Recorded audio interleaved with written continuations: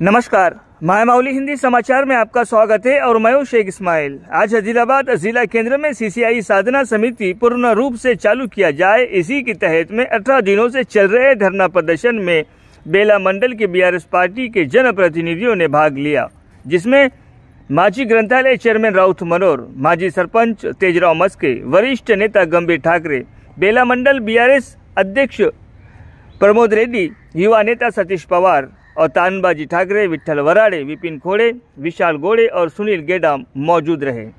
संघीभाव देने का कारण हमने माजी सरपंच तेजराव मस्के से पूछा। आदिलाबाद सीमेंट उद्योग का पुरंदौर जिले के लोगों की लंबी समय से इच्छा रही है। पिछले 2018 और 2019 के चुनाव में अमित शाह, नरेंद्र मोदी और हंसराज आहिर ने वादा किया था कि अगर भाजपा का विधायक और खासदार यानी एमपी और एमएलए जिता के दोगे तो हम सीसीआई सीमेंट फैक्ट्री लॉन्च करेंगे। प्रदर्शनकारियों का कहना है कि एमपी भी आपका और एमएलए भी आपका। हमने अपना वादा पूरा किया, अब आप अपना वादा पूरा करें। आगे का हाल आपके मोबाइल के स्क्रीन पर चल रही ये तस्वीरें बताएंगी।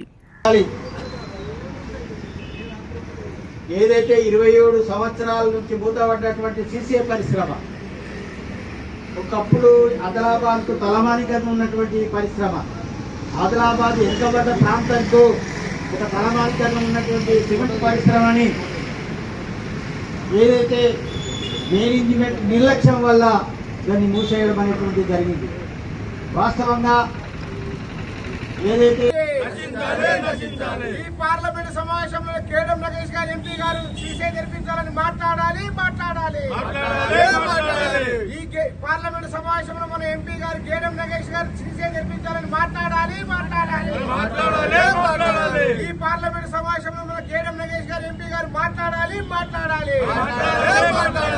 ఈ సీసీఐ జరిపించడం కోసం ఈ పార్లమెంట్ సమావేశంలోనే ప్రధానమంత్రి మోడీ గారితో మాట్లాడాలి।